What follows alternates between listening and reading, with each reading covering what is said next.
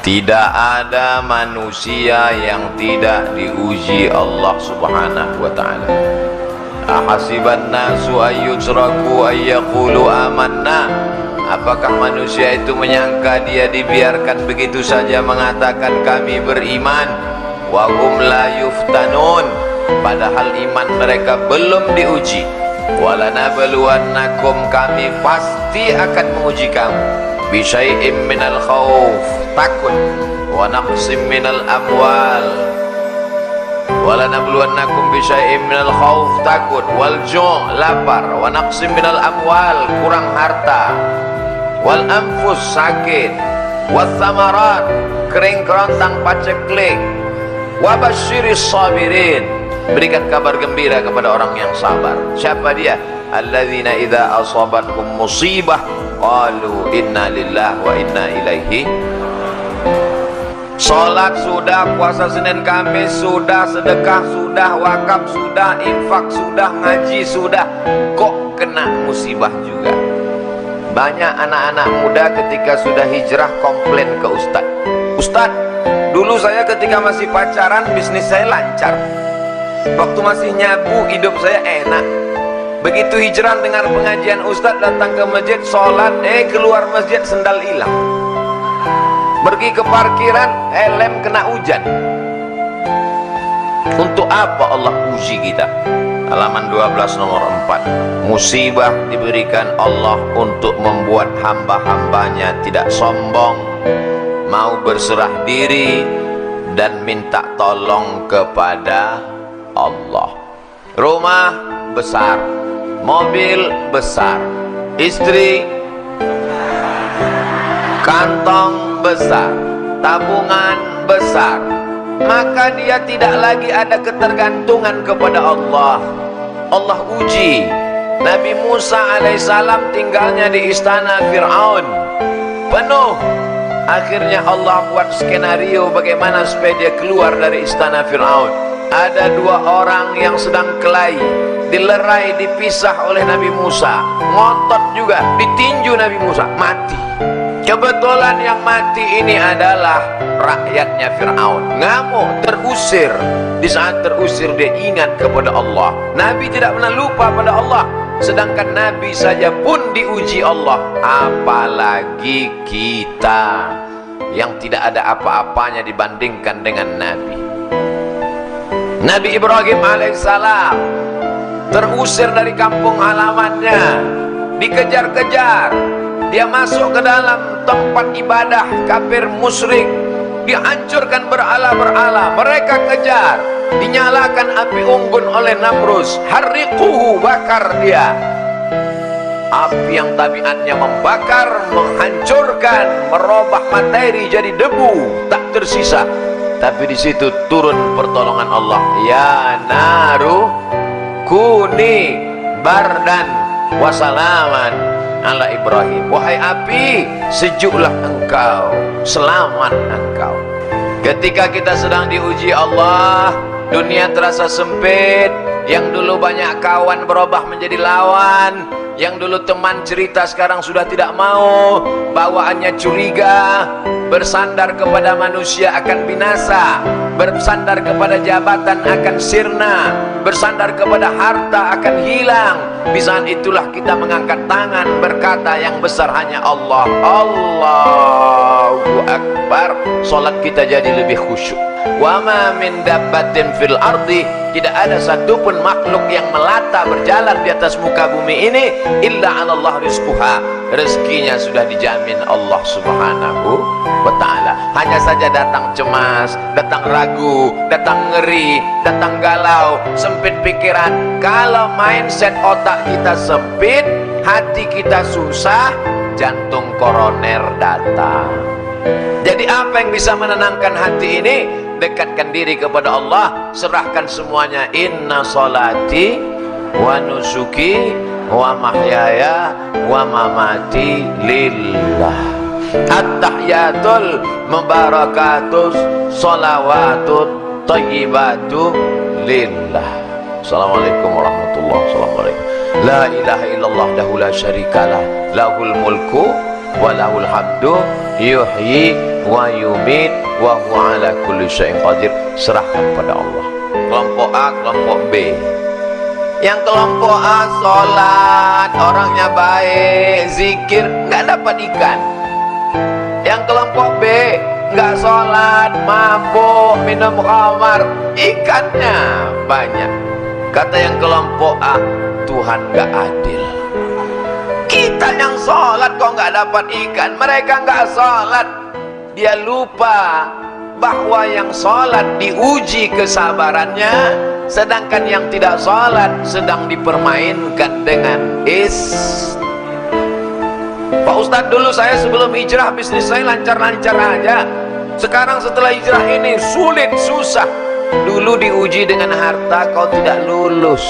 Sekarang diuji dengan kesulitan pun kau tak lulus juga. Emangnya Allah tidak tahu kalau kita ini layak atau tidak layak menjadi penghuni surga? Allah tahu. Lalu kenapa dia uji kita? Dia mau ngasih tahu diri kita untuk kita sendiri paham. Oh, sesungguhnya aku ternyata nggak lulus jadi penghuni surga. Allah Maha tahu. Wa na'lamu ma tuwaswisu bihi nafsuh. Kami tahu apa yang berbisik-bisik dalam hatimu. Akhirnya kelompok yang sholat tadi nggak sholat subuh. Begitu nggak sholat subuh, mancing, langsung dapat ikan, dan perut ikannya dibelah, ada permata di dalam. Tuh, ternyata kalau nggak sholat dapat rezeki. Tapi ada satu yang ingat dia, Allah sedang menguji kita. Dia serta sampah permata, sampah dunia. Kenapa dia buang? Karena kita mendapatkan ini dalam keadaan kita meninggalkan perintah Allah Subhanahu wa ta'ala. Buangkan, mancing sekali lagi, sholat, taubat, mancing sekali lagi, dapat ikan yang lebih besar, permatanya lebih besar. Allah mengganti kesabaran. Sabar. Sabar bukan berarti hanya sekedar menahan diri, tapi sabar. Banyak orang menyangka sabar ketika nahan diri dari sakit. Sabar ya, sabar ya. Ini sabar paling tinggi. Sabar ketika mendapat ikan ada permata dalam perutnya, dalam keadaan tidak sholat. Inilah sabar yang paling berat. Datang orang ke rumah kita bawa uang 1 koper, mau nyogok kita. Kita kira sabar nggak? Diam. Sakit, sabar. Mati, sabar. Covid, sabar. Demam, sabar. Datang orang mau nyogok 1 miliar. Yang bilang sabar, mudah-mudahan nggak datang. Jadi sesungguhnya ujian itu tidak hanya dalam bentuk kesusahan, tapi juga ada kalanya dalam bentuk ikan yang isi perutnya permata, karena Allah ingin menguji keimanan kita. Ustaz pernah diuji seperti itu ya. Dulu sebelum nikah nggak ada ujian, setelah nikah komen mereka di YouTube. Sabarlah, jangan mengeluh. As-sabru minal iman bimanzilati ra'si minal jasad. Sabar itu seperti kepala. Kalau orang tidak punya kepala, maka orang tidak sabar, sama macam manusia tidak ada kepala. Sabar yang kedua, sabar dalam meninggalkan maksiat. Pacarnya cantik, lebih putih, lebih tinggi, lebih semuanya, lebih kaya, tapi dia sabar untuk memutuskannya walaupun dia dikejar-kejar cewek cantik. Sabar dalam ketaatan. Banyak orang bisa, tapi sabar dalam meninggalkan maksiat berat. Datang orang cantik, punya kekuasaan, mengajaknya berzina, ditarik bajunya, robek dari belakang. Dia berkata, inni akhafullah, aku takut kepada Allah. Siapa dia? Yusuf alaihissalam. Inilah sabar yang paling tinggi. Sabar dalam menolak perbuatan maksiat. Qalbu yang dirundung kesedihan dan kesusahan, berada dalam penjara neraka jahanam. Meskipun hal itu datang untuk kebaikan, kalbu ini akan tetap dalam siksa neraka dunia sampai dia kembali bertauhid. Hati itu susah, hati itu risau, hati itu gundah gulana, hati itu galau. Hati tidak bisa ditenangkan dengan narkoba, hati tidak bisa ditenangkan dengan khamar, minum-minuman keras, hati tidak bisa ditenangkan dengan zina. Hati hanya bisa ditenangkan dengan zikir la ilaha. Kalbu itu tidak memiliki jalan untuk lepas dari kesedihan dan kesusahan yang menyiksa, menyakitkan, membinasakan. Salah satu jalannya mahabbah, cinta kepada Allah Subhanahu. Bagaimana cara menghilangkan kesedihan? Satu, menghadirkan Allah dalam hati. Allah tidak punya rupa. Kalau kau pejamkan matamu nampak hitam merah bulat petak lonjong bentuk cacing. Allah tidak seperti itu. Walam yakul lahu kufuwan ahad. Allah bisa kau rasakan keagungannya, Allah bisa kau rasakan ketenangan dalam hatimu.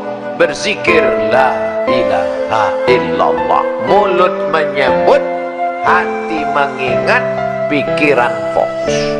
Mulut menyebut, hati mengingat. Alladzi waswisu fi sudur. Setan berbisiknya bukan di telinga, setan berbisiknya di dada. Bagian mana? Sebelah kiri, jantung berdegup, berdetak. Terserah mau zikirnya la ilaha illallah, mau zikirnya Allah Allah, mau zikirnya subhanallah, mau zikirnya alhamdulillah, mau zikirnya Allahu akbar. Terserah. Kalau Ustaz Somad sendiri zikirnya apa? Istighfar. Habis istighfar, solawat. Habis solawat, la ilaha illallah. Tanamkan keyakinan bahwa Allah tengah menyusun rencana yang lebih baik dan lebih indah. Ada Allah yang mengatur kehidupan. Kau bukan berjalan sendirian di atas alam semesta. Ada Dia yang mengatur hidupmu. Siapa Dia? Allah. Adakah Tuhan selain Dia? La ilaha illa huwa. Apakah Dia hidup? Al-Hayyu. Apakah Dia mengatur hidupku? Al-Qayyum. Mesti yakinkan dalam hati, ini takdir, aku hidup dalam rencana Allah. Rencana Allah lebih cantik, lebih indah, lebih baik. Husnuzon kepada. Kalau kita tidak husnuzon kepada Allah, stres, depresi, tengah malam datang setan berbisik, itu minum ada jus, ternyata racun nyamuk. Kita ini masuk surga bukan karena sholat kita, masuk surga bukan karena puasa kita, masuk surga bukan karena zikir kita.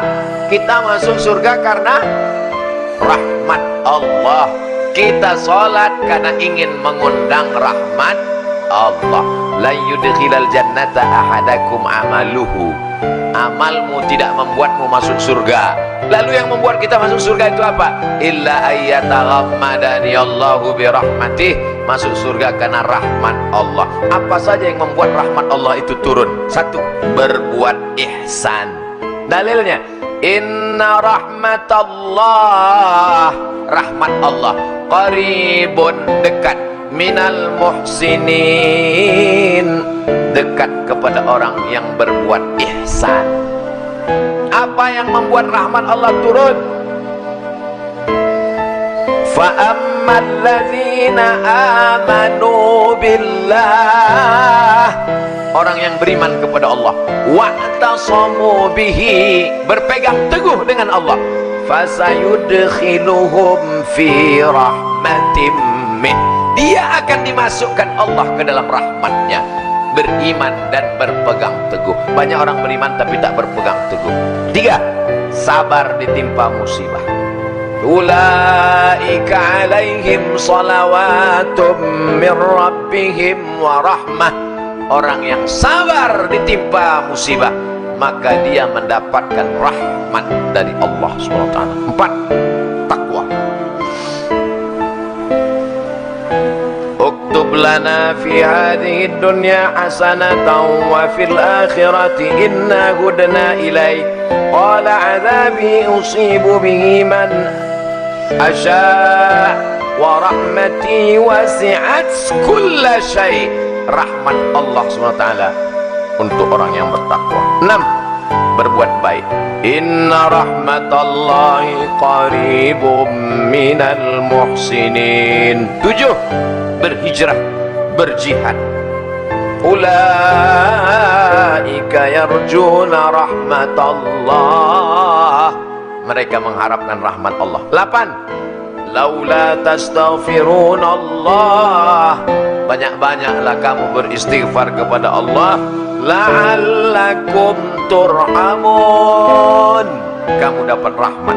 9. Mendengarkan bacaan Quran. Wa idza quri'al Quran. Kalau ada orang baca Quran, fastami'u lahu, dengar baik-baik. Wa ansitu, diam. La'allakum turhamun. Ada orang baca Quran, diam. Qari tadi baca Quran. Bismillahirrahmanirrahim.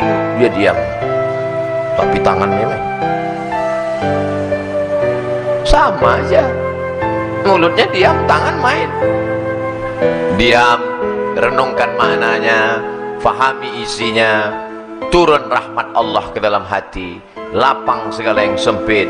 Dijadikan Allah kita hamba yang sabar, yang bersyukur dalam menerima segala yang diberikan Allah Subhanahu wa ta'ala.